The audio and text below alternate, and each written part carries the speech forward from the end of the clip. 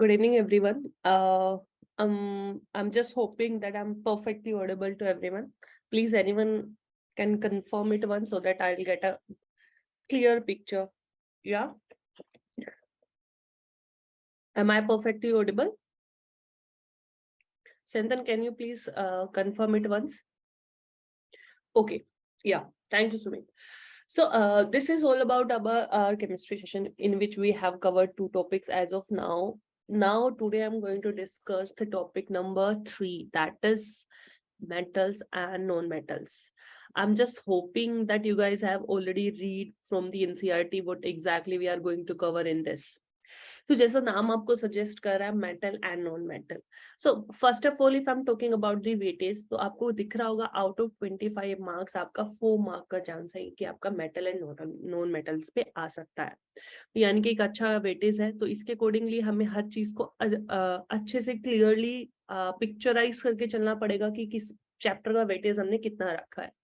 तो जल्दी से देख लेते हैं टाइप ऑफ क्वेश्चंस कैसे आते हैं. जैसे कि मैं this is my third session, so I have already discuss कि यहाँ पर एक बार आपके मल्टीपल चॉइस क्वेश्चंस भी बन सकते हैं, शॉर्ट आंसर टाइप क्वेश्चंस भी बन सकते हैं जिसमें जनरली आपके 2 मार्क या 3 मार्क के आते हैं. मैं वो डिस्कस करने वाली हूँ. And the next type of question can be long answer type question, जिसमें वो आपसे डेफिनेशन भी मांग सकते हैं. They will ask you particular example and other diagrammatical चीजें भी आपसे पूछी जा सकती है. मतलब एक अच्छा खासा लॉन्ग आंसर टाइप क्वेश्चन यहाँ से बन सकता है. एंड फोर्थ टाइप है assertions and reasons. I'll discuss today.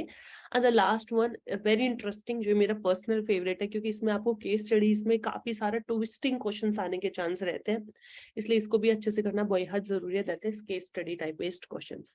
Okay, let's jump to the chapter. First of all, तो जैसे कि आपको समझ में आ गया कि 4 से 5 तरह के क्वेश्चंस यहाँ पर बनने वाले हैं, तो इसके बाद हमारा चैप्टर स्टार्ट हो जाता है. That is metals and non metals. That is chapter number 3. This is our session 3, right. Let's start. I hope सब लोग आ गए होंगे. Can we start? Okay, cool. So let's start with the first question. तो अगर सबसे पहले questions पे जंप करने से पहले मेरा जो बेसिक अंडरस्टैंडिंग कहता है कि हमें ये क्लियर होना बेहद जरूरी है कि यहाँ पर पढ़ना क्या क्या है. आज तक मैंने देखा बहुत सारे बच्चों का ये कंफ्यूजन रहता है कि what exactly we have to cover if we are reading any chapter. तो मैं इसलिए इंपॉर्टेंट टॉपिक्स का एक आइकन बेस्ड पीपीटी आपके लिए हमेशा बना के आती हूँ. तो अगर मैं इस चैप्टर की बात करूँ तो सबसे पहले बेसिक अंडरस्टैंडिंग क्या होती है कि भैया ये क्लियर होना चाहिए कि what is metal and non metal. अगर आपको यही क्लियर पिक्चर नहीं है तो आप कैसे आगे के सारे क्वेश्चंस कर पाओगे, राइट. मेटल्स कौन होता है, नॉन मेटल्स कौन होता है, कौन बताएगा मुझे? What is the definition of metals and non-metals? Very basic definition you can tell me guys quickly. आप लोग मुझे जल्दी से बताओगे कि what is the definition of metal and non-metal? Right.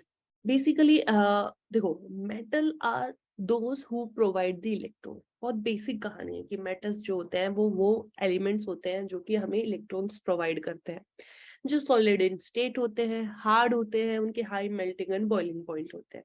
वहीं उनका उल्टा जो होता है आपके नॉन मेटल्स, वो कौन होता है? Electron acceptor. जो मेटल इलेक्ट्रॉन डोनेट करते हैं उनको जो एक्सेप्ट करता है, दैट इज नॉन मेटल. अगर आप पीरियोडिक टेबल में ध्यान से देखोगे तो आपकी पीरियोडिक टेबल में ये आपके जो स्टार्टिंग के 2 ग्रुप होते हैं, ये सारे के सारे ही आपके मेटल्स होते हैं.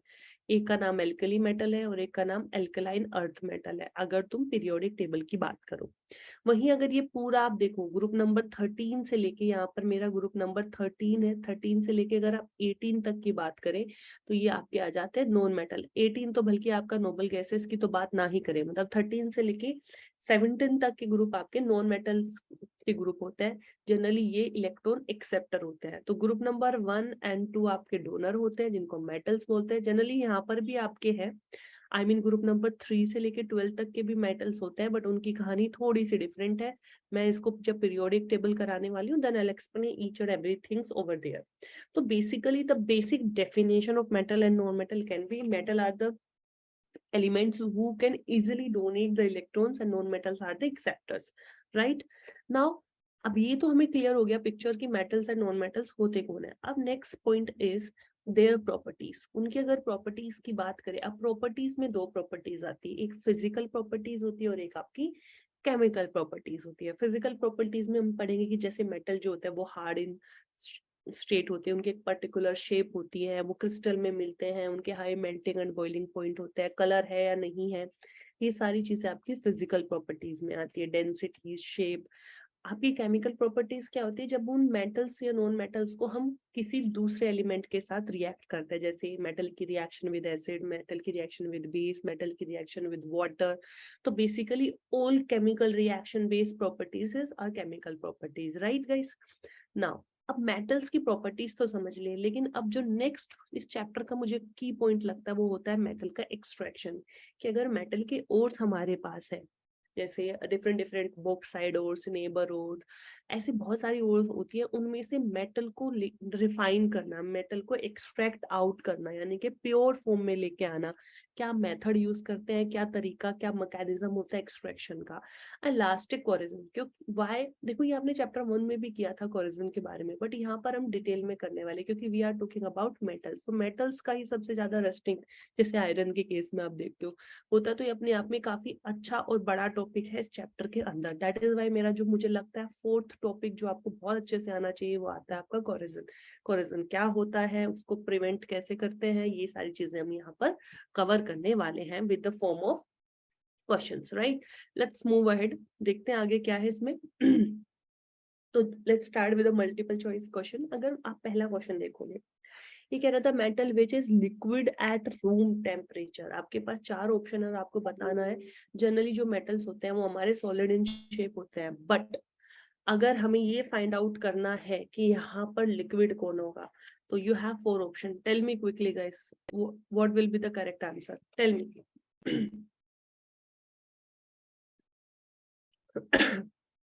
एनीवन? यहाँ पर पूछेगा the metal which is liquid at room temperature, मतलब अगर रूम टेम्परेचर पे आपने कोई रखा है, रूम टेम्परेचर से मतलब है उसका 27 डिग्री सेल्सियस पर अगर कोई चीज रखी हुई है, तो उस टाइम पर आपका मेटल जो है वो लिक्विड होता है। तो बताओ कौन सा मेटल होगा, what is the answer of it, tell me quickly guys, anyone? अच्छा, वेरी इंटरेस्टिंग क्वेश्चन, बहुत फेमस है, मतलब इक्का दुक्का मेटल होते हैं आपके ऐसे, अदरवाइज मोस्टली जो होते हैं सॉलिड होते हैं। टेल मी, ये तो बहुत फेमस क्वेश्चन है, you guys should tell me. The answer is, okay, what will be the answer according to you guys? Answer is mercury, option B is the correct. क्योंकि जो mercury होता है वो एक ओनली मेटल है, अकेला metal है which is exist as a liquid at room temperature. Mercury बहुत फेमस है थर्मामीटर्स के अंदर, जितने भी आपके जेल पेन्स होते हैं उनके पीछे सपोर्ट के लिए कि आपकी जो इंक है वो स्टेबल अपनी जगह पे रहे, उसके लिए भी आप मर्क्यूरी पीछे यूज करते हो। तो this is the only metal which is present in the liquid form, right. Now moving ahead, let's discuss about the question number 2. Here we have sulfide ore. Do you know what is sulfide ore? मतलब जब आपका metal, if I have this metal and it react with sulfur, तो generally हम बोलते हैं वो बनाता है क्या, आपका sulphide ore. It will form your sulphide ore, MS। अब M डिपेंड करता है सोडियम में, पोटेशियम है, वो आप उसको बैलेंस कर लोगे। So they are saying the sulphides ore are in converted into oxide, मतलब जो M का सल्फाइड ओर है इसका कुछ ऐसा करना है कि ये अपने ऑक्साइड की फॉर्म में आ जाए, OS। तो यहाँ पर हम एक प्रोसीजर, एक पर्टिकुलर मेथड यूज करते हैं, बाय हीटिंग स्ट्रांगली। एक बात तो पता है कि हम सल्फाइड को हीट करते हैं जब वो जाके वो ऑक्साइड में कन्वर्ट होता है in the presence of excess of O2, मतलब एयर इज इंडिकेटिंग कहीं ना कहीं हमें यहाँ पर ऑक्सीडेशन करने के लिए ऑक्सीजन की जरूरत लगेगी, जो हमें कहाँ से मिल रहा है, एयर से मिला, मतलब एटमॉस्फेयर से मिल रहा है। Now tell me the name of this process, can anyone tell me what is the name of this process? So we have 4 options: roasting, smelting, calcination, and refining. Tell me quickly, what is the answer? Okay, very good, Yogesh. Anyone else? Anyone else? Try it, guys. देखो, मैं आपसे पहले भी बता चुकी हूँ कि यहाँ पर काफी आपसे directly they don't gonna ask you the definition. They will give you everything. They just want to confirm, are you clear with the concepts basically? Anyone else? Okay, तो जल्दी से देख लेते हैं because we don't have that much time. So the answer is एक second guys, what's the problem, या roasting ए। तो ये कहते हैं कि अगर आपको सल्फाइड्स ओर को ऑक्साइड में कन्वर्ट करना है तो आप क्या करते हो, उसको हीट करते हो in the presence of air to convert into metal oxide. This process is known as roasting. And calcination क्या होता है, एब्सेंस, प्रेजेंस नहीं, आप सारा सेम मैकेनिज्म फॉलो करोगे, कोई भी आपका मेटल का ओर होगा अगर उसको ऑक्साइड में कन्वर्ट करना है, but absence of what, air. अगर आप एयर की एब्सेंस में वो कर रहे हो तो आप क्या बोलोगे, it will B calcination, right guys? So you have to remember this. Okay, let's move to the next one. Try this one. So they are saying कि if we are doing extraction of metal, तो एक last step होता है, that is electrolytic refining. Basically we are going to use electricity in the form of cathode anode electrode. तो इसको बोलते हैं electrolytic refining. तो ये कह रहे हैं कि जो वहाँ पे दो इलेक्ट्रोड आप यूज करते हो, basically if I'm saying this is my chamber, here I have one cathode, one anode, and I'm applying to electricity basically from here to them. यहाँ पर मेरा इलेक्ट्रिसिटी का सेटअप है, मैं एक कैथोड है मेरा, सपोज करो एक एनोड है मेरा। तो दे आर सेइंग कि अगर मैं पूछूं ये कैथोड किससे बना हुआ है, so cathode is made up of, तो ऑप्शन है प्योर मेटल से, इम्प्योर मेटल से, एलॉयज से, या मेटेलिक सोल्ट से। किससे बना होता है cathode? Tell me. Do you know what is electrolytic refining? Electrolytic refining is something, देखो जैसे कैल्सिनेशन एंड रोस्टिंग करने के बाद we get our oxide, metal oxide basically, तो उस मेटल ऑक्साइड से मेटल को रिफाइन करना है, मतलब एक्सट्रैक्ट आउट करना है, तो उसके लिए हम रिफाइनिंग के लिए बहुत सारी चीजें यूज करते हैं। तो पहले ऑक्साइड को हम कार्बन की प्रेजेंस में या अपनी इलेक्ट्रिसिटी की प्रेजेंस में उसको मेटल में ले आते हैं इम्प्योर फॉर्म में, उसे इम्प्योर फॉर्म से प्योर में लाने के लिए बेसिकली हम रिफाइनिंग करते हैं। तो वही यहाँ पर किया है। नाउ यू टेल मी कि एग्जैक्टली कैथोड बनता किसका है? Very good Yogesh, it's absolutely correct, that is impure metal. What is this impure? होता क्या है, sorry no, they are asking me about cathode not anode. Yogesh sorry, उन्होंने कैथोड के बारे में पूछा है मुझसे, कैथोड बताना है। अच्छा, do you know what is happening on cathode and cathode and anode? Late me show you one thing. ये एनोड है, सपोज करो दिस इज कैथोड, ये हमारा यहाँ पर एनोड है और ये हमारा कैथोड है। तो होता क्या है आपको पता होना चाहिए, एनोड पर होता है ऑक्सीडेशन और कैथोड पर क्या होता है, रिडक्शन। एनोड पर हमेशा आपका क्या होता है, इम्प्योर मेटल, जिसमें से इम्प्योरिटी सारी नीचे बॉटम में इकट्ठी हो जाती है और जो प्योर मेटल है वो जाके आपका कैथोड पर डिपॉजिट हो जाता है, जहां पर होता है रिडक्शन। तो इसलिए आपका जो कैथोड है वो आपका किसका बना होता है, प्योर मेटल का बना होता है। Always remember, right? Yes, right, absolutely. I hope it is clear to everyone. Pure metal, yeah. In electrolytic refining of a metal, the cathode is made up of the pure metal versus the anode is made up of the impure metal. और वो ऐसा भी क्यों होता है, क्योंकि हमें पता है एनोड पे हमें करना है क्या है, oxidation. Just because of that impurities oxidise नहीं होती, तो वो आपके एनोड के एकदम बॉटम में, उसको एनोड मड भी बोलते हैं, वहाँ इकट्ठा हो जाता है। और जो आपका प्योर मेटल होता है वो सारा कैथोड पर जाके डिपॉजिट हो जाता है, क्योंकि वो वहां पर रिड्यूस होता है basically. Let's move to the next one. Now tell me. So what they have, we have an element react with oxygen. So they are saying कि यहाँ पर एक element है जिसको ऑक्सीजन के साथ रिएक्ट करा तो हमें कंपाउंड मिल रहा है X। लेट सपोज वो कंपाउंड हमारा X मिल रहा है। आप कह रहे हैं कि X को with the high melting point, मतलब मुझे क्या पता चला कि इसका जो मेल्टिंग पॉइंट है उसकी वैल्यू भी काफी ज्यादा हाई है, जो X बना है। मतलब एक एलिमेंट था E, उसने ऑक्सीजन के साथ रिएक्ट करके बनाया कोई एक्स एलिमेंट जिसका मेल्टिंग पॉइंट काफी ज्यादा हाई है। This is the given information as of now. तो कह रहे कि अब मैं अगर इस कंपाउंड को जो बना है एक्स को, अगर इसको वाटर में डाल रहे हो, if I am taking going to mix it with water, तो ये कह रहा है कि ये वाटर के अंदर परफेक्टली सोल्यूबल है, it's perfectly soluble in water. तो बताना ये एलिमेंट कौन है, यानी कि ये बताना है आपको, ये ई बताना है आपको। ई क्या है, वो एलिमेंट क्या है जिससे ऐसा कोई बना एक्स बना जो कि आपका मेल्टिंग पॉइंट काफी ज्यादा रखता है, मतलब काफी हार्ड है, और उसको अगर वाटर में सोल्यूबल कर रहे हैं तो परफेक्टली सोल्यूबल हो जा रहा है. Okay, Yogesh, anyone else?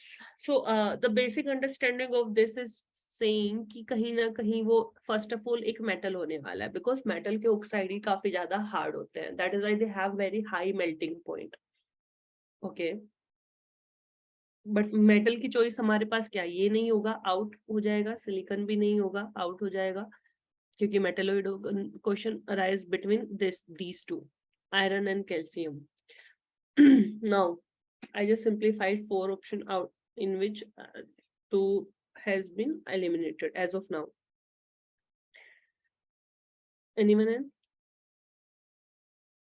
Okay, let me show you. The answer is C, calcium. Because calcium react with oxygen to give calcium oxide, that is my X, which is having a very high melting point and dissolve in water to form calcium hydroxide. You remember this. This is a very famous reaction. ये हमारा quick lime होता है, इसको water में dissolve करते तो हमें मिल जाता है स्लेग्ड लाइम, और इसके साथ निकलती है काफी लार्ज अमाउंट ऑफ एनर्जी. इसलिए हम बोलते हैं रिएक्शन भी क्या होती है, एक्सोथर्मिक रिएक्शन होती है, because we are getting our hydroxide as well as a large amount of heat. Sorry guys, I just hope it is clear to everyone. Now if I'm going to cover 2 marker. So so there can be the direct approach where they're going to ask you 2 differences, 2 ways, 2 examples kind of things. तो अगर हमें prevent करना है rusting of iron के लिए, basically if I have iron surface तो उसको rust से बचाना है, तो what exactly I have to do in that case? So you can see by applying a coating of grease. Basically paints, जो gets वगैरह होते हैं, ब्रिजेस वगैरह होते हैं, उन पे जनरली हम पेंट करते हैं जिससे कि वो रस्टिंग ना हो, लंबे टाइम तक आयरन चलता रहे. And the other one is depositing a layer of zinc. इसका एक और केमिकल नेम होता है, that is galvanisation. I hope it is known to everyone, right? Galvanization, correct, exactly. So basically what happened, इसमें मैं आपको थोड़ा सा इसका मैकेनिज्म बताती हूँ. So let us suppose this is our iron brick. इस पे हमने क्या कर दिया, let me take a different color of, I have deposited a layer of zinc over it. अब ये जो लेयर बनती है जिंक, जैसे मैं इस पे जिंक को डिपॉजिट करती हूँ तो अब ऑक्सीजन इस जिंक के कांटेक्ट में आएगी, आपकी एयर के से आपको O2 मिल रही है. तो जैसे ही O2 एंड जिंक की रिएक्शन होती है तो ये बोलते हैं कि एक नया कंपाउंड बन सकता है यहाँ पर, वो बन जाता है आपका जिंक ऑक्साइड. मतलब ये येलो कलर इज इंडिकेटिंग कि मेरा जिंक था जिसके साथ ऑक्सीजन ने रिएक्ट करा, और रिएक्ट करने से ऑब्वियसली मेटल है, ऑक्सीजन के साथ रिएक्ट करने से बनाएगा ZNO. जो ZNO होता है वो काफी स्ट्रॉन्ग फिल्म जैसा, एक लेयर जैसा बन जाता है जो आयरन के ऊपर डिपॉजिट हो जाता है. तो ये फर्दर ऑक्सीजन का, मतलब ये एयर की ऑक्सीजन और मॉइस्चर का कांटेक्ट ब्रेक कर देता है. ये रेड कलर का है, ये आपका आयरन है इसके साथ. तो तुम क्या देख रहे हो कि एक शील्ड की तरह काम कर रहा है. जिंक ऑक्साइड की ये लेयर आयरन के ऊपर एक शील्ड की तरह काम कर रही है, जो उसको फर्दर ऑक्सीजन एंड एयर में प्रेजेंट मॉइस्चर के साथ कांटेक्ट को ब्रेक कर देती है. इस तरह से हम क्या कर देते हैं, सरफेस ऑफ आयरन को जो है हमारा, उसको सेव कर लेते हैं फर्दर रस्टिंग से, उसको रस्ट नहीं होने देता. This particular method is galvanisation. I just hope it is clear to everyone. Yeah, okay. Let's move forward. So try this one. It's a very interesting one. So what they have given, our students set up an electric circuit as shown in the figure. He placed the metal to be tested in the circuit. So basically उसने क्या किया है, यहाँ पर एक metal place किया है जिसको वो test करना चाहता है between terminal A and B. Test मतलब this is the entire full circuit. इसके अंदर उसने terminal A and B जो clips है उसके बीच में एक metal को place किया है. Insert sample to the tested, यानी कि यहाँ पर मैं वो sample insert करूंगी जो मुझे test करना है, right? So now they are saying कि does the bulb glow? Let us suppose I have picked one metal and fixed over there. मैंने यहाँ पर एक metal का टुकड़ा ले लिया है, उसको यहाँ पर मैंने fix कर दिया है. Now you tell me, जैसे ही मैं यहाँ से इलेक्ट्रिसिटी बैटरी से मतलब करंट पास करूंगी, क्या मेरा जो बल्ब है वो ग्लो करेगा? And what does it indicate? और अगर वो ग्लो करता है, लेट अस सपोज, तो वो क्या इंडिकेट कर रहा है? और अगर वो ग्लो नहीं करता तो भी वो क्या इंडिकेट कर रहा है? This is the first one. Second one is, why are the electric wire coated with rubber like material? So here we have two type of questions. Now tell me an answer.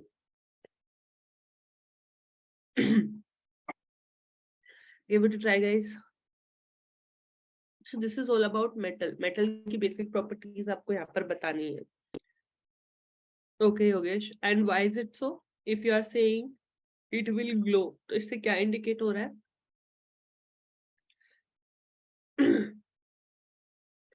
Ayush is saying yes. Ayush, yes is indicating that the bulb will glow, right? Correct? Exactly. Very good. Exactly. Right. Ayush ने सही reasoning दी है. Yogesh, you tell me. और कोई मुझे बताओ. आयुष ने एकदम सही जवाब दिया है. Anyone? Ayush, tell me about second one. Why the wire have coated with rubber like material? Because you have given the correct answer of first. Now you tell me about the second one. Right, guys. Until unless you won't try it, how will you able to solve the answer in your questions when you are going for your exams? So basically, why I'm asking you कि जिससे कि तुम्हारा वो fear factor निकले. I know 90% को पता है, but they are not sure. ये लगता रहता गलत तो नहीं पता, बताऊं कि नहीं बताऊं. So please ट्राई करो. जब तक ट्राई नहीं करोगे तो you will not get the confidence कि हाँ मैं इसको लिख सकता हूँ एग्जाम में जाके. इसी तरह के आने वाले हैं, इस तरीके से आपसे डायग्राम, पिक्चर्स, इस तरीके से सेटअप में ही आपसे चीजें होने वाली है. That is I pick that particular type of question.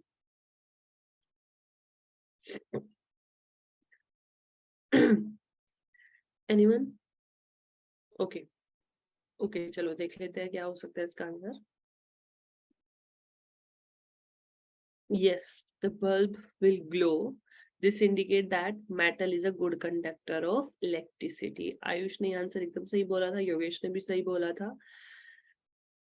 Okay, Ayush second बोला, they are coated with rubber because rubber is an insulator and it does not allow the current to flow through it and might give shocks to the person. Right, absolutely correct. तो जो rubber होता है वो एक insulated होता है, एक insulator होता है, यानी कि बैड कंडक्टर ऑफ इलेक्ट्रिसिटी. तो वायर को उसके चारों तरफ हम क्यों उसकी कोटिंग करते हैं कि जब करंट फ्लो होगा वायर में तो उसका शॉक किसी को भी ना लगे. It will not hit you directly because आपने वायर के और अपने बॉडी के कनेक्शन के बीच में रबर मटेरियल यूज किया जो कि इलेक्ट्रिसिटी को पास ऑन नहीं होने देता.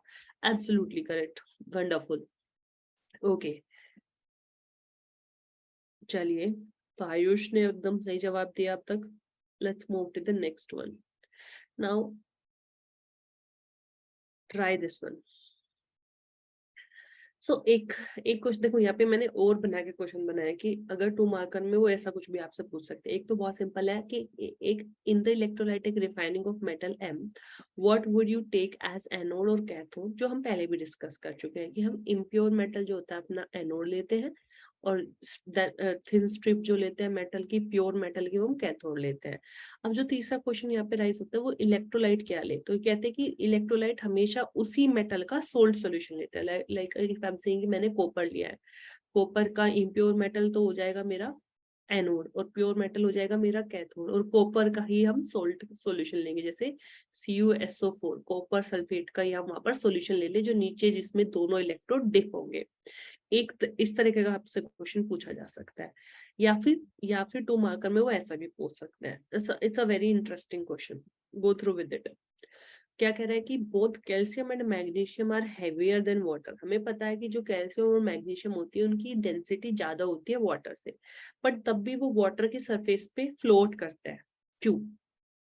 तो देखो यहाँ पर मैं इसको बताती हूँ. It's a very interesting question. मैंने इसका आंसर हाइड नहीं किया बिकॉज मुझे पता है कि यहाँ पर बहुत सारे लोगों को नहीं पता होगा, दैट इज वाई मैंने इसका आंसर आपको डिस्प्ले कर दिया। देखो क्या है, ये कहता है द डेंसिटीज ऑफ मेटल, मतलब देखो दो तरह का, या तो वो आपसे कट टू कट पूछ सकता है तीनों चीजें, या फिर वो थोड़ा घुमा फिरा के 2 मार्कर वाला क्वेश्चन पूछ सकता है। Now it's up to you, आपको इसमें किस में ज्यादा कंफर्टेबल हो। तो दूसरा क्वेश्चन मुझे काफी इंटरेस्टिंग लगा कि the density of metal and of calcium and magnesium are 1.7 gram cc and 1.5 gram cc, gram per centimeter cube respectively, while the water is 1. तो you can see इस वाटर की 1 होती है और कैल्शियम मैग्नीशियम की एक की 1.74 है और एक की 1.55 है। दैट मीन्स इनकी जो डेंसिटी होने वाली है वो वाटर से ज्यादा होने वाली है, correct, eight room temperature. So this is applicable on room temperature, हम ये रूम टेम्परेचर पर स्टडी कर रहे हैं। अब ये कह रहे हैं लेकिन फिर भी ये वाटर के सरफेस से फ्लोट क्यों करते हैं, उसका रीजन है however both of them float over water surface because actually जब क्या होता है ये मेटल वाटर के साथ मिक्स होते हैं तो ये क्या करते हैं, हाइड्रोजन गैस इवोल्व करते हैं। यू शुड नो कि जब मेटल की वाटर के साथ रिएक्शन होती है वो H2 गैस लिबरेट करते हैं, right. It is in the form of bubbles, तो जो H2 निकलती है वो बबल्स की फॉर्म में निकलेगी which stick to the metal surface, जो कहीं ना कहीं मेटल के सरफेस पे स्टिक हो जाते हैं, मतलब बबल्स जो है वो मेटल के सरफेस पे ही स्टिक हो जाते हैं। दैट इज वाई वो क्या कर देते हैं, उसके लिए एक शील्ड का काम करता है जो उसको नीचे डिप होने नहीं देता, therefore they float over water. समझ में आया। तो just because of this H2 bubbles, जो आपके मेटल है, मेटल के जो आपने छोटे छोटे पीसेस लिए हुए हैं वो क्या होते हैं, वो वाटर पे फ्लोट करते हैं क्योंकि वो उसको नीचे जाने नहीं देते, बबल्स उसके वाटर के सरफेस, सॉरी मेटल के सरफेस पे स्टिक कर जाते हैं। That is why it can easily float on the surface of water. Is it clear to everyone, guys? Okay, so let's move to the next one. तो 2 marker में आपकी इस तरह की अप्रोच होनी चाहिए। Now move toward the 3 marker. 3 marker में क्या है, सबसे पहला जो हमारा होने वाला है वो है कि name the main ore of the mercury and how is mercury obtained from this ore. This is my question number 1, मतलब सबसे पहले और बताओ और कैसे हम उस ore से मेटल को एब्स्ट्रैक्ट करते हैं, मतलब अपने मर्क्यूरी को एब्स्ट्रैक्ट करते हैं। ओके, सेकंड उसकी हमें एक बैलेंस्ड केमिकल रिएक्शन भी बताओ कि जो ये ओर को हम एक्सट्रैक्ट करते हैं उसका, पहले देखो यहाँ पे और बताना, यहाँ पे उसका प्रोसेस बताना है और यहाँ पर बैलेंस केमिकल रिएक्शन देनी है। And the third one is what is the thermite reaction. Thermite reaction क्या होती है, how it is used to join the railway tracks और crack machines part. So your time start now, you have 2 minute, उसमें आप मुझे बताओ 1 bye 1 इनके answer क्या क्या हो सकते हैं। देखो ये बहुत ही ज्यादा टू द पॉइंट है, इसमें हमारे पास कुछ भी हमें कहानियां लिखने की जरूरत नहीं है। It's a very straight forward question, so try this guys. Let me erase all this so that it will be perfectly visible to you. So try this one by one. Firstly, tell me the ore of mercury. Ayush, Yogesh, try this. सो इससे क्या समझ में आ रहा है कि हमें कुछ famous particular metals का ओर्स के नाम भी याद करने पड़ेंगे। मतलब आपसे पूछा जा सकता है कि जैसे आयरन की ओर कौन सी हो सकती है, एल्यूमिनियम की कौन सी हो सकती है। तो इस तरीके से आपको ज्यादातर जो फेमस मेटल है उनके ओर्स के नेम भी लर्न करते जाने पड़ेंगे और किस मेथड से उनको एक्सट्रैक्ट करते हैं। तो मेरे पास ओर का एक आंसर आ गया है और उसका प्रोसेस का भी आंसर आ गया है। आयुष ने मुझे आंसर दिया है। योगेश आप रिप्लाई नहीं कर रहे हो भाई, try this. Okay Ayush, very good, आपने और का नाम सही जज किया है। केमिकल रिएक्शन अगर इसमें लिखनी होगी तो कैसे लिखोगे फिर Ayush, what will be the chemical balanced chemical equation.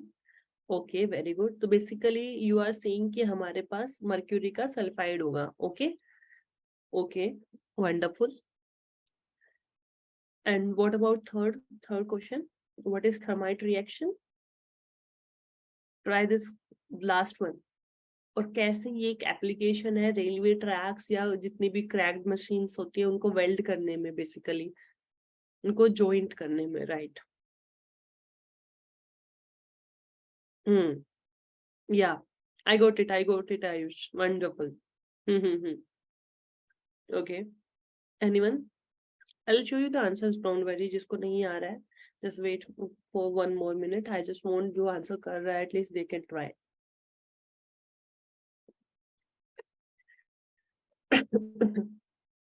Okay, okay, wonderful. Ayush, चलिए तो एक बार देख लेते हैं यहाँ पर क्या क्या होने वाला है जल्दी से. So let me discuss the what happened, why it's not working.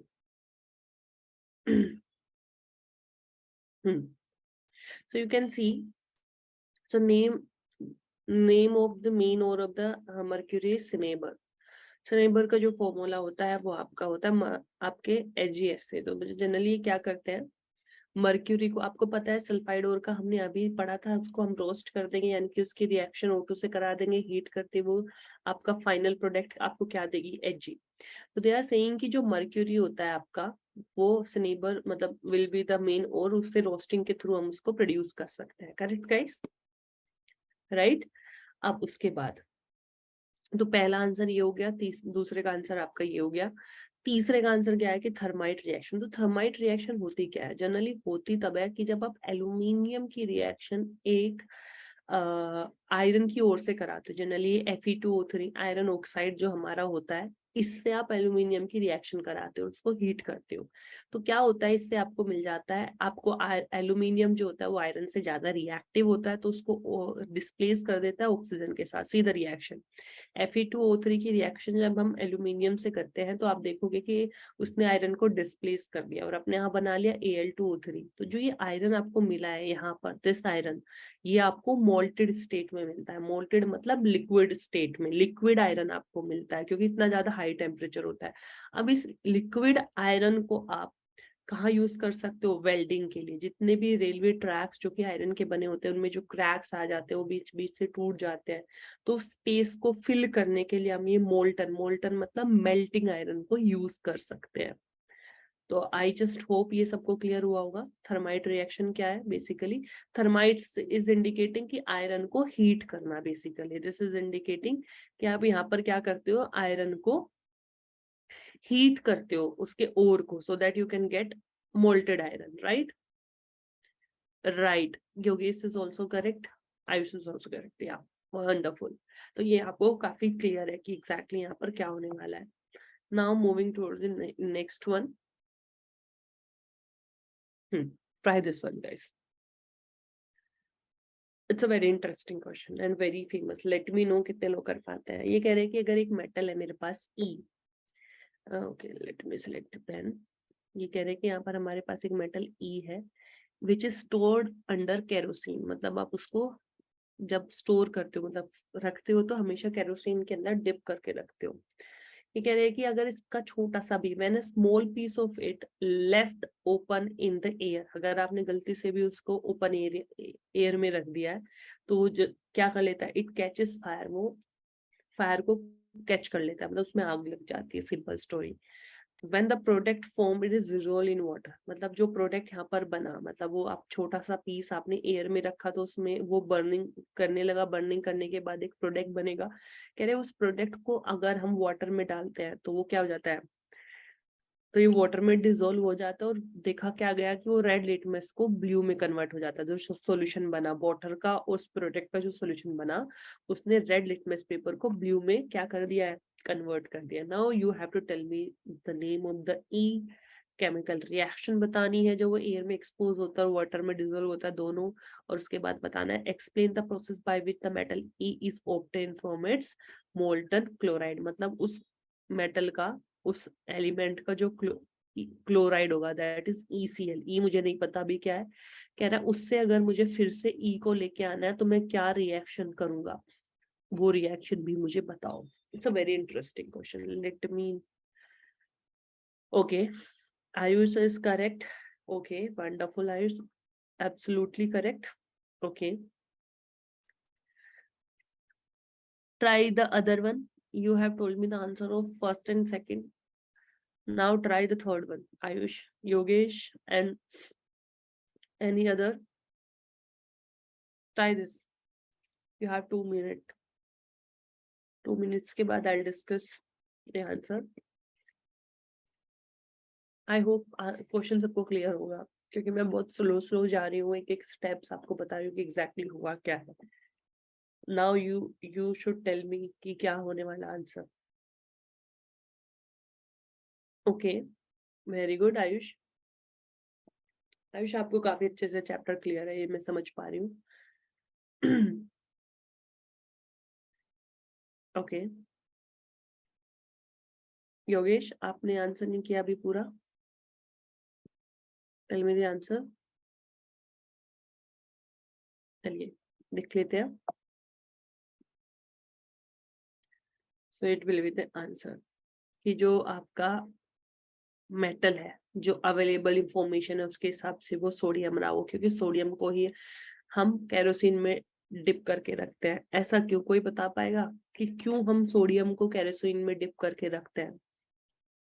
चलो ये तो समझ में आ गया कि ओपन में नहीं रखते क्योंकि वो इट कैचेस फायर, लेकिन केरोसिन में ही क्यों रखते हैं, वाटर में क्यों नहीं रखते? Why? Can animal tell me?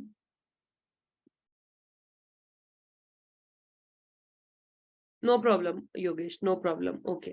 You can give me answer at your pace only.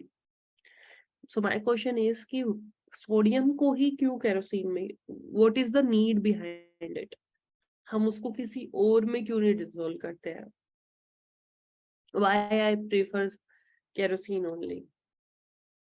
कोई बता सकता है ऐसा क्यों?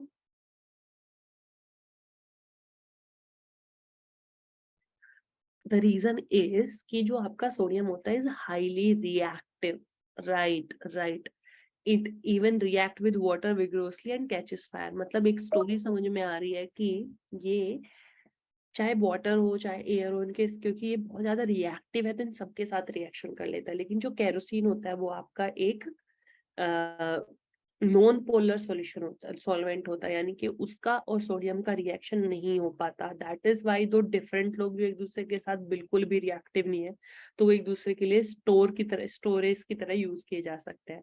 इसलिए सोडियम को केरोसिन में डिप किया जाता है, क्योंकि सोडियम केरोसिन के साथ रिएक्ट नहीं कर पाता। राइट, एब्सोल्युटली राइट कि केरोसिन जो होता है वो नॉन पोलर सॉल्वेंट होता है, that is why it will not react with sodium. Very good.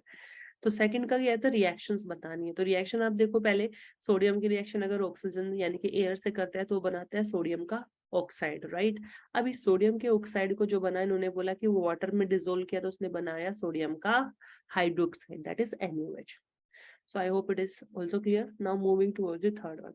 जो थर्ड है वो कहता है कि जो मेटल है, अब आपको क्लोराइड की बात हो रही है तो यानी कि वो NaCl हो जाएगा, क्योंकि हम तो मेटल के क्लोराइड की बात कर रहे हैं। तो आपको ये पता होना चाहिए कि अगर आपको NaCl से, if you want NaCl molten, molten NaCl यानी कि आपके पास ये लिक्विड फॉर्म है, अगर आपको इससे सोडियम चाहिए, यू वांट NaCl से Na, तो एक ही मेथड है, वो है आपका इलेक्ट्रोलाइटिक रिडक्शन। आप इसको इलेक्ट्रोलाइट रिड्यूस कर देते, तो होता क्या है, आपका जो Na है वो एक इलेक्ट्रॉन गेन करके कैथोड पर क्या डिपॉजिट हो जाता है, आपका सोडियम, और एनोड पर आपका क्या डिपॉजिट हो जाता है, chlorine as a Cl2 gas. तो ये आपको पता होना चाहिए कि अगर NaCl से सोडियम चाहिए तो हम एक ही मेथड यूज करते हैं, that is electrolytic reduction. Again ये उसी को पता होगा जिसने एक्सट्रैक्शन टॉपिक को बहुत अच्छे से किया होगा। Right right. अगर हम इसको वाटर में करेंगे तो उसके साथ रिएक्शन कर लेगा, बिल्कुल एकदम करेक्ट, एकदम सही बात। चले आगे। चलिए वेरी गुड, यहाँ तक आपको काफी क्लियर है। अब 3 मार्कर में एक और क्वेश्चन देख लेते हैं जल्दी से। Yes, it's a very interesting question. They are saying कि एल्यूमिनियम जो होता है एक रिएक्टिव मेटल होता है। अभी रिएक्टिव मेटल पे बात हुई तो मैंने एक नया एग्जांपल चूज किया। ये है कि ये कह रहा है कि हम सबको पता है कि एल्यूमिनियम जो है मेटल है, वो एक रिएक्टिव मेटल है, बट फिर भी हम उसको पैकेजिंग और फूड आर्टिकल में यूज करते हैं, फॉइल्स वगैरह में यूज करते हैं ना। एल्यूमिनियम फॉइल्स वगैरह देखी होगी ना आप सबने अपने घर पे। So what is the significance of it? They are saying कि aluminium is a reactive metal but is still used for the packing food articles. Can you give me the reason behind it?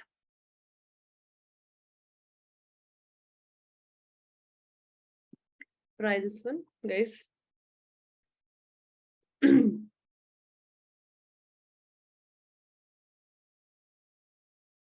Ayush and Yogesh, try this one. Okay, so I'm giving a hint. This is more similar to the protective layer. That is the hard film, which are not going to re-oxidize everything. Yeah, Ayush, you are 100% correct. Right, right. So since it is a very reactive metal, so it will easily react with the first molecule of oxygen and form aluminium oxide, right?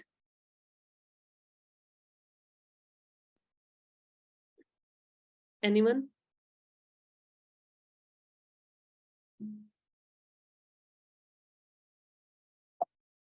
Okay, so let me explain.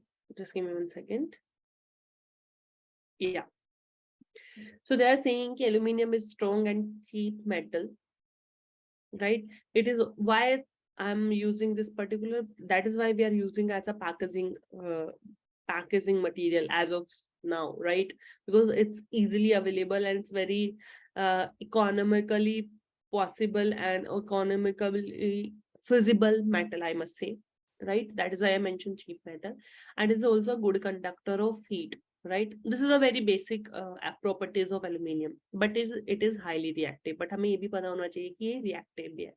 तो होता क्या है, when it is exposed to moisture air, मतलब basically अगर इसको open area में रख रहे हैं हम, तो ये air में present moisture और air के साथ react कर लेता है, and its surface is covered with a thin, sorry, impervious layer of the aluminium oxide, यानी कि protective layer, जिसके साथ further reaction नहीं हो पाती. तो मतलब एल्यूमिनियम के outer, if I am saying ये मेरे पास फॉइल है, इसके आउटर सरफेस पर एक लेयर बन जाती है Al2O3 की.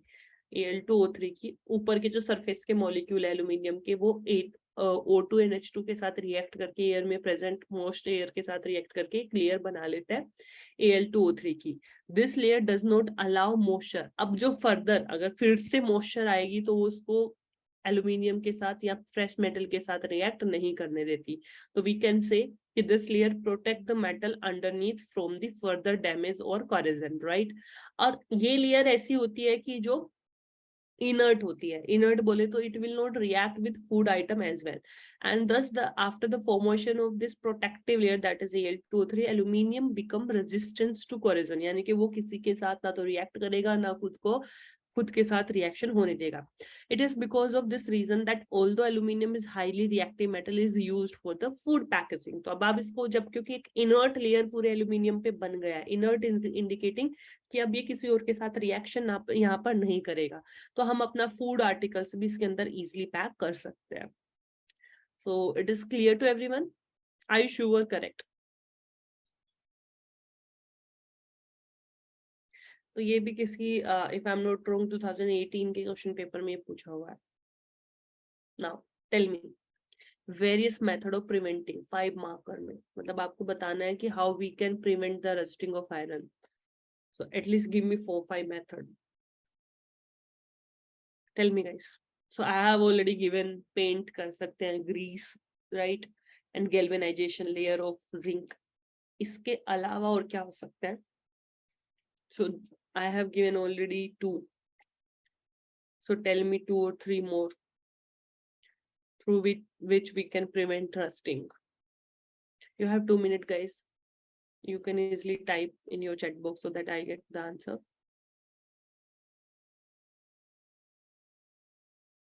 The first one is paint, and we can grease the metal surface, grease वगैरह, oil वगैरह apply करके. And the second one was, मतलब technically greasing is the one part, paint is the other, and galvanization. अगर मैं इसको count कर तो it will be 3. इससे अलग कुछ है जो हम कर सकते हैं? 5 मार्क में पूछा है तो you have to at least give 4-5 method. देखो आपको ना इस तरह की चीजें ना, इस तरह के टॉपिक्स बहुत क्रूशियल होते हैं. यहाँ पर आपसे लॉन्ग आंसर टाइप बनने के बड़े चांस होते हैं. इसलिए मैं हमेशा बोलती हूँ कि एप्लीकेशन पे स्पेशली फोकस करके जाना. जो 90% केमिस्ट्री में आजकल एप्लीकेशन बेस्ड क्वेश्चन आने लगा है. Okay, let me show you the answer. Yes, पहला, by applying paint, material like railing, iron के जो गेट्स होते हैं हमारे, आयरन के ब्रिजेस होते हैं, bodies of car, buses, trucks, ये जनरली किससे प्रोटेक्ट करता है? By applying the paint, so that they can like stay for a longer time, जिसकी वजह से हम रस्ट होने के जो चक्कर होता है हमारा रस्टिंग का, उससे बच सकते हैं। Painting the metal surface does not allow them to come in contact with the moist air, that is why they can prevent rusting, right guys? Second, you can apply oil or grease. When some grease or oil is applied on the surface of an iron object, then moisture and air cannot come in contact with it, and hence rusting is prevented, right? What is the third one? Galvanization. That we are going to apply the layer of zinc. The iron coated with zinc is called galvanized iron, correct? Fourth, electroplating. ये किसी ने नहीं बताया. Electroplating is what? This is another technique used to prevent article from rusting. In this process, metal like tin, ध्यान रखना, निकल and chromium, which do not corrode the electroplated on iron. मतलब zinc की तरह आप इनका भी इस पे अगर एक तरह से कोटिंग कर दोगे तो ये भी फर्दर रस्टिंग को ब्रेक कर देते हैं. This is known as electroplating. सो इतना आपको मिनिमम वहां पर लिखने आने पड़ेगा, इससे भी ज्यादा हो सकता है, but it's up to, again it's depend on number of marks. Now try this one. It's a very good question. So they have given carbon cannot reduce the oxide of sodium. So according to reactivity series के according जो carbon है हमारा वो sodium, magnesium और aluminium को reduce नहीं कर सकता. If I have oxide of sodium, magnesium और एल्यूमिनियम, तो कार्बन के पास इतनी पावर नहीं है कि वो उनकी ऑक्सीजन को मतलब डिस्प्लेस कर पाए to their respective metal, right? Why? First of all you tell me, ऐसा क्यों नहीं हो पा रहा है? दूसरा, where are these metal placed in the reactivity series? तो कहीं ना कहीं it's all about reactivity series. तो they are gonna ask कि ये जो metals होते हैं reactivity series में कहाँ lie करते हैं, and the most importantly, how are these metal obtained from their ores? तो इनको अगर इनके ore से निकालना है तो हमें क्या करना चाहिए? Because carbon cannot reduce their oxides, so what we have to use for their reduction? And take an example. तो you can explain, इनमें से कोई भी example लेकर आप you can tell me कि how we can obtain these particular metals from their ores. So now tell me. You have 2 minutes, guys.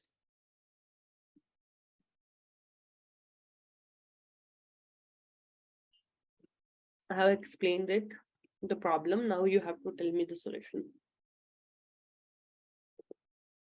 It's a very straight away question. Yogesh and Ayush try this one. Carbon cannot reduce the oxide of sodium, magnesium. That is why they will have a very specific position in the reactivity series.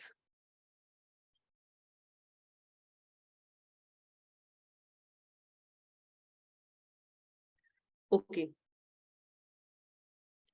So you can see, let me explain the answer. So they are saying sodium, magnesium and aluminium have higher affinity towards oxygen rather than carbon. मतलब अगर मैं देखूं sodium, magnesium and aluminium का जो bond formation होता है oxygen के साथ वो ज्यादा अच्छे से होता है. They form a stronger bond as compare to carbon. That is why, reason क्या है कि ये हाईली रिएक्टिव है, इसलिए कार्बन के पास इतनी कैपेसिटी नहीं है कि वो उनसे ऑक्सीजन को डिस्प्लेस कर दे. First of all, hence carbon cannot reduce the oxide of sodium, magnesium and aluminium to their respective metal, right? Because oxygen की एफिनिटी मतलब अट्रैक्शन ज्यादा होता है इसके towards sodium, magnesium and aluminium के as compare to carbon, right? पहली बात. दूसरा, these, that is why, और दूसरा reason, since these metals are highly reactive, that is why they placed at the top of the reactivity series. जो आपकी reactivity series है, आप ऊपर सारे reactive metal के बीच में आपका हाइड्रोजन होता है, नीचे आपके less reactive metals की पूरी एक सीरीज बनी हुई है. The highly reactive metal like sodium, magnesium, aluminium are अब देखो कार्बन तो यूज नहीं कर सकते because carbon cannot reduce their oxide. तो यहाँ पर एक ही तरीका बचता है उनको रिड्यूस करने का, दैट इज इलेक्ट्रोलाइटिक रिडक्शन, जो हमने NaCl के केस में किया था ऑफ देयर मोल्टन क्लोराइड या फिर oxide, right. The electrolytic reduction is brought about by passing electric current through the molten state. जैसे कि ये देखो NaCl के केस में मैंने बताया था, अगर आपको सोडियम चाहिए तो व्हाट विल यू डू, आप उनके NaCl मोल्टन NaCl पे से आपको कैथोड पे क्या मिलेगा, आपको पता है कि जो NaCl है उसमें जो आपका सोडियम होगा वो आपके पास यहाँ पर पॉजिटिव होगा, पॉजिटिव फॉर्म में होगा, जो आपका क्लोरीन होगा वो नेगेटिव में होगा। तो दे आर सेइंग कि यहाँ पर सोडियम के पास एक इलेक्ट्रॉन की कमी है, इसलिए कैथोड पर रिड्यूस होगा। एक सोडियम एक इलेक्ट्रॉन को कंज्यूम करके सोडियम सॉलिड बनाता है, और वहीं पर जो क्लोरीन है वो इलेक्ट्रॉन रिलीज करके डोनेट करके Cl2 गैस बनाता है, जो कि एनोड पर इवोल्व हो जाती है। That is why you can get sodium in the pure form. तो इसीलिए क्योंकि ये कार्बन से रिड्यूस नहीं होते, तो we will use which method, electrolytic reduction method, electrolytic this method, yeah, right, this one, electrolytic method, electrolytic reduction. I can show you with a different color, it's a very famous method for this, yeah, this one, electrolytic reduction। उसके लिए आप sodium को explain कर सकते हो in this way, and why, because they are highly reactive, key point I'm highlighting, because they have high affinity towards oxygen, right? Okay, now try the assertion and reason question for metal and non-metal. So you know, पहले एक बार मैं आपको basic rule यहाँ पर clear कर देती हूँ कि if we have both correct assertion and reason, then and reason is a good explanation of assertion, then we can say option A.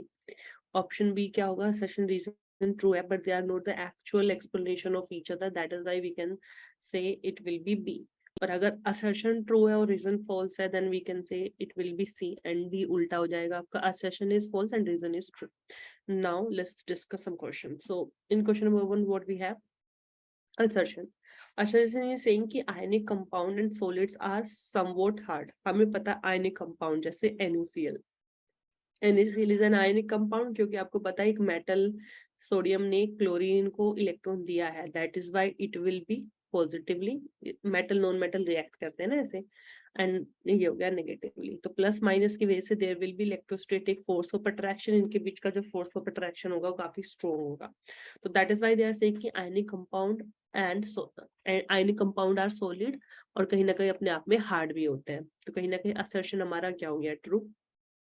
Reason पढ़ते हैं, why they are hard, because they are electrovalent compound and have strong force of attraction between oppositely charged। oppositely charged कैसे, एक plus है आपका और एक minus है, क्योंकि इनके बीच का जो फोर्स ऑफ अट्रैक्शन है वो काफी स्ट्रॉन्ग है, that is why they are hard. तो कहीं ना कहीं रीजन भी आपका ट्रू है, एंड रीजन जो है आपका करेक्ट एक्सप्लेनेशन है आपके असर्शन का। तो आपके अकॉर्डिंग आंसर क्या होगा यहाँ पर, बताओ, tell me guys quickly. I have given you the explanation. Now you tell me. इन चारों में से कौन सा इसका आंसर होने वाला है? Tell me quickly.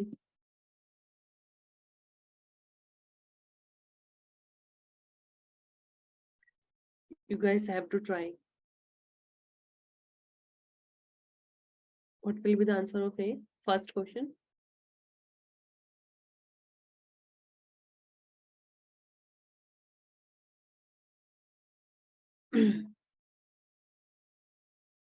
Answer of A will be, yeah, right, absolutely correct. This is A.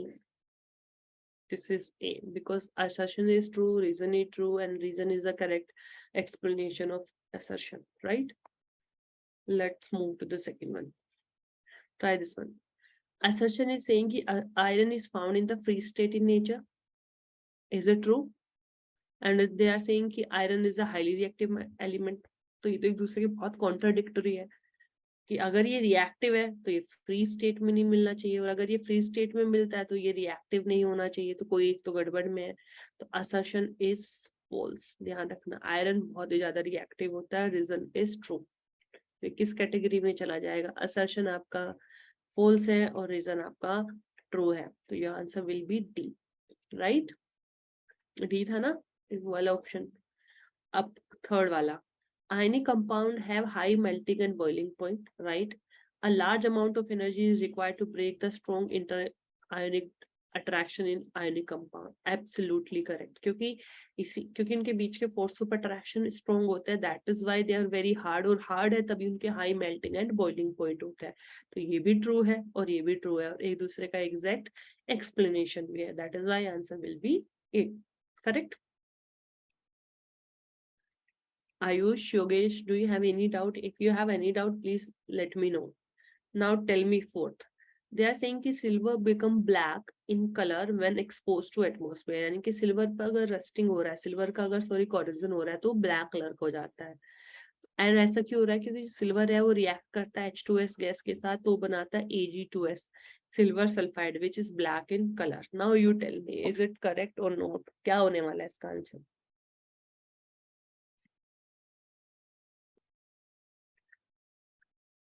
Now you tell me what will be the answer. क्या असर्शन ठीक है? क्या रीजन ठीक है? क्या रीजन असर्शन का एग्जैक्ट एक्सप्लेनेशन है? Tell me.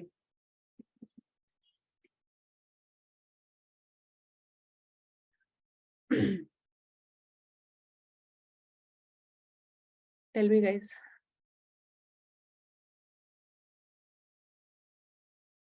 Answer is A, absolutely correct. जो सिल्वर होता है उस पे ब्लैक कलर का ही कोरिजन होता है, और वो ब्लैक क्यों होता है? कि जो सिल्वर होता है नेचर में प्रेजेंट H2S गैस के साथ रिएक्ट करता है, क्योंकि ऑक्सीजन का उसके ऊपर कोई फर्क पड़ता नहीं है सच, बस नेचर में प्रेजेंट H2S गैस बेसिकली उसका सल्फाइड बनाता है, सिल्वर का सल्फाइड, जिसकी वजह से वो ब्लैक इन कलर, यानी कि जो ये कंपाउंड बनता है ना ये ब्लैक कलर का होता है, इसलिए आपका जो सिल्वर ज्वेलरी होती है उसमें ब्लैक कलर का पिगमेंटेशन कॉर्नर्स पे स्पेशली इकट्ठा हो जाता है, right. Now moving toward the case study question. ये मेरा पर्सनल फेवरेट होता है बिकॉज इसमें काफी ज्यादा रीजनिंग आपको यूज करनी होती है। तो जल्दी से एक बार इसको केस स्टडीज के पैसेज को पढ़ लेते हैं। What they have given. So on the basis of reactivity of different metal, ये कह रहे हैं कि हर एक मेटल की रिएक्टिविटी डिफरेंट होती है ऑक्सीजन के साथ एंड वाटर के साथ और एसिड के साथ, क्योंकि वो वहां पर डिस्प्लेसमेंट रिएक्शन दिखाते हैं। तो metal have been arranged in the decreasing order of their reactivity. तो क्या किया, एक सीरीज बनाई गई जिसमें सबसे ऊपर वो मेटल्स रखे गए टॉप मोस्ट प्लेसेस पे जो हाईली रिएक्टिव है, जैसे सोडियम हो गया आपका, मैग्नीशियम हो गया, ये सब के सब ऊपर रखे गए क्योंकि इनकी रिएक्टिविटी वाटर के साथ एसिड के साथ काफी ऑक्सीजन के साथ हाई थी। This arrangement is known as activity series या रिएक्टिविटी सीरीज ऑफ मेटल बोला गया, जो मैं अभी बता रही थी, बीच में कहीं आपका हाइड्रोजन होता है उसके फिर नीचे फिर से कुछ मेटल्स होते हैं, राइट। तो ये कह रहे हैं कि the basis of reactivity is the tendency of metal to lose electron. तो बेसिक मतलब जो रिएक्टिविटी सीरीज है वो इसको एक तरीके से वो समझ सकते हैं कि जो सबसे पहले इलेक्ट्रॉन रिलीज करेगा वो सबसे ऊपर होगा, राइट। क्योंकि वो यही है कि tendency of metal to lose electron, if a metal can lose electron easily to form positive ion it will be react rarely with other substances, right. Other substances मतलब ऑक्सीजन एंड वाटर और acid के साथ वो सबसे जल्दी react करेगा, therefore it will be a reactive metal. Or on the other hand you can say if a metal lose electron less rapidly to form positive ion, तो वो react करेगा स्लोली और वो नीचे नीचे की तरफ प्लेस होगा, राइट। तो ऊपर से नीचे की तरफ आप कैसे सीरीज लगाओगे कि जो जब सबसे जल्दी इलेक्ट्रॉन रिलीज करते हैं वो सबसे ऊपर, जो सबसे कम इलेक्ट्रॉन रिलीज करते हैं स्लोली करते हैं वो नीचे की तरफ आपके क्या कर दे जाएंगे, प्लेस कर दे जाएंगे, उनको हम बोलेंगे कि they will be less reactive. Passage हमारा ये बोल रहा है, राइट। अब चलते हैं आगे, क्वेश्चंस को देखते हैं, क्वेश्चंस में क्या है हमारे पास। क्वेश्चन नंबर 1 कहता है कि which of the following metal is less reactive than hydrogen. तो इन्होंने बोला हाइड्रोजन के रेस्पेक्ट में कौन सा ऐसा मेटल है जो कि लेस रिएक्टिव, यानी कि इनमें से कोई एक मेटल ऐसा है जो हाइड्रोजन के बिलो प्लेस हो रखा है, बाकी सारे हाइड्रोजन के ऊपर प्लेस हो रखे हैं। Now you tell me what will be the answer. यहाँ पर आपको वो अब ये इस तरह क्वेश्चन का आंसर वही कर सकता है जिसको रिएक्टिविटी सीरीज लर्न कर रखी है, जिसको पता है कि सबसे ऊपर कौन प्लेस है उसके बाद कौन प्लेस है। Now you tell me. Prateek ने एक आंसर दिया है मुझे, okay, anyone else? Very good Prateek. और कोई?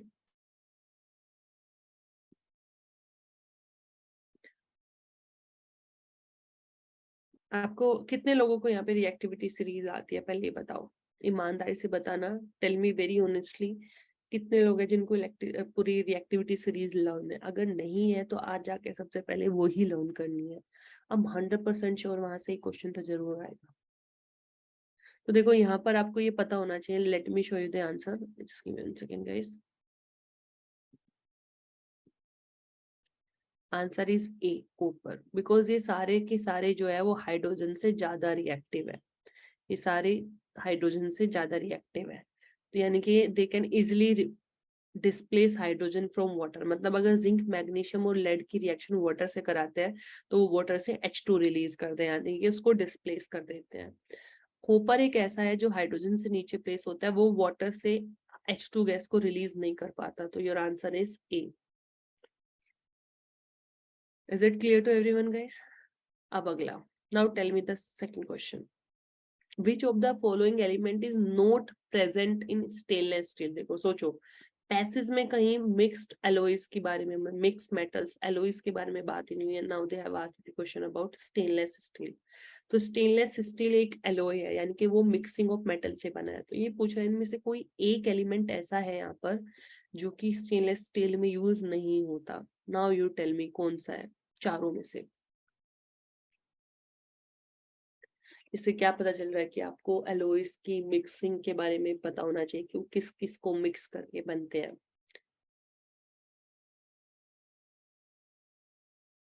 Try this guys.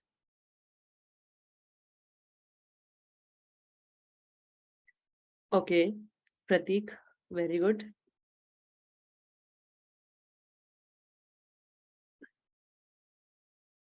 Anyone? Ayush, Yogesh, कहाँ गए आप लोग?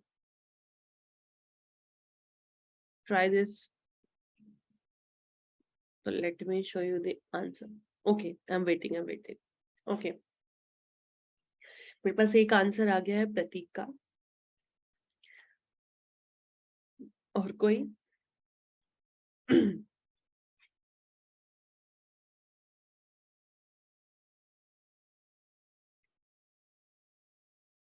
प्रतीक का आंसर एकदम सही था, सी, दैट इज टंगस्टन। बिकॉज बाकी सारा स्टेनलेस स्टील जो होता है वो कहीं ना कहीं आपका आयरन का एक अलॉय बनता है, जिसमें आप आयरन की मिक्सिंग, क्रोमियम, निकल, ये सारे मिक्स करके आप इसको आयरन को क्या बनाते हो, स्टील का टेक्सचर देते हो। टंगस्टन ऐसा होता है जो इसको बनाने में यूज नहीं होता। सो your answer is, try this third one. Pratik, tell me the answer of third one. Third is saying कि which of the following metal reactive vigorously with oxygen? इनमें से सबसे जल्दी, फास्ट, बेसिकली कौन सा मेटल रिएक्ट करेगा चारों में से? ये तो बहुत ऑब्वियस है, तो एकदम से आपको आंसर कर देना चाहिए। Very good Yogesh. अच्छा, योगेश ने आंसर कर दिया है। एब्सोल्युटली करेक्ट, एकदम सही बात। मतलब सबसे जो रिएक्टिविटी सीरीज का टॉप मोस्ट एलिमेंट है वो कौन सा है आपका? कौन सा है आपका? बताओ जल्दी। योगेश ने एकदम सही जवाब दिया, दैट इज सोडियम। सोडियम आपका मोस्ट रिएक्टिव एलिमेंट है, that is why it will react fast. सबसे जल्दी किसके साथ? ऑक्सीजन के साथ रिएक्ट यही करेगा। Correct? Yes. Tell me about fourth one. Reason भी देना और अपना ये इसका फोर्थ के बारे में। ये कह रहा है कि यहाँ पर आपको करेक्ट ऑर्डर ऑफ रिएक्टिविटी बताना है इन चार मेटल का। चार मेटल कौन से हमारे पास? एक सोडियम है, एक मैग्नीशियम, एक एल्यूमिनियम है, एक कॉपर है। तो यहाँ पर चारों का एक ऑर्डर बनाया हुआ है, तो इन चारों ऑप्शन में से कौन सा ऑर्डर करेक्ट है? बताओ, टेल मी। प्रतीक ने मुझे एक आंसर दिया है, वो सही है गलत नहीं है वो मैं बाद में बताऊंगी। बाकी लोग भी ट्राई करो। टेल मी कौन सा ऑप्शन सही है सबसे ज्यादा रिएक्टिव? तो देखो, जितना मेरी अंडरस्टैंडिंग बता रही है, बी और डी तो नहीं हो सकते, क्योंकि सबसे रिएक्टिव तो मैग्नीशियम होता है, यानी कि you have to select from A and C. A and C में से आपको सेलेक्ट करना है, तो अब मुझे बताओ कौन सा आंसर है।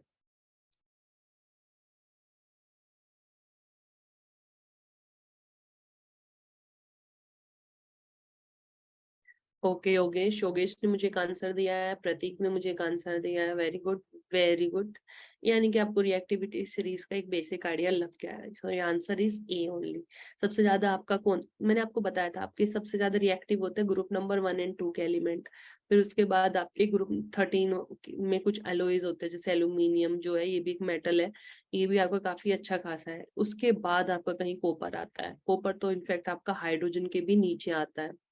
कॉपर तो आपका हाइड्रोजन के भी नीचे आता है, तो योर आंसर विल भी सबसे ज्यादा आपका होगा क्या, सोडियम, फिर होगा आपका मैग्नीशियम, फिर होगा आपका एल्यूमिनियम, फिर होगा आपका कॉपर।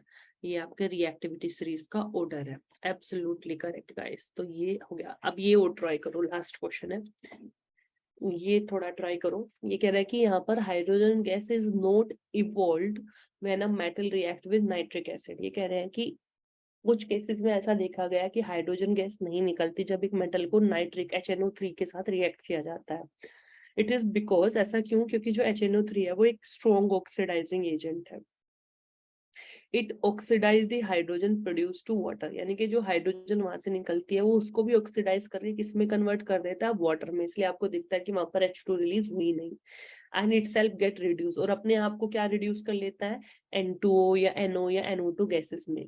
बट कोई दो ऐसे मेटल है यहाँ पर जो डाइल्यूट HNO3 के साथ रिएक्ट करने के बाद भी H2 गैस रिलीज करते हैं। मतलब बेसिक अंडरस्टैंडिंग क्या कहते हैं कि HNO3 अगर मेटल के साथ रिएक्ट करता है जनरली, तो वो H2 गैस रिलीज नहीं करता, क्योंकि वो H जो निकलने वाली H2 होती है उसको वाटर में कन्वर्ट कर देता है, तो आपको दिखता है H2 गैस नहीं निकलनी। बट यहाँ पर कोई दो मेटल ऐसे हैं कि अगर आपने डाइल्यूट HNO3 भी यूज लिया तब भी वो H2 गैस रिलीज करते हैं। अब मुझे आप बता सकते हो वो दो मेटल कौन से हैं यहाँ पर?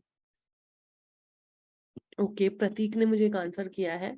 Okay Prateek, wait for your turn, बाकी लोगों को भी आंसर करने दो। It's a very interesting question. ये वही कर पाएगा आंसर जिसने पूरी एनसीईआरटी को लाइन बाय लाइन लर्न किया है, जिसने एनसीईआरटी के चैप्टर को learn line by line read किया है, वो इस क्वेश्चन का आंसर कर पाएगा, क्योंकि बिटवीन द लाइन मैंने पूछा हुआ है। देख रहे हो पैसेज में क्या दिया था और आपसे क्या पूछा जा रहा है। इसलिए बोलती हूँ कि 100% बिलीव मत करो कि पैसेज में ही आंसर होता है, नहीं, कुछ कॉमन सेंस, कुछ चैप्टर की थ्योरी से भी पूछा जाता है। तो जल्दी बताओ क्या होगा यहाँ पे।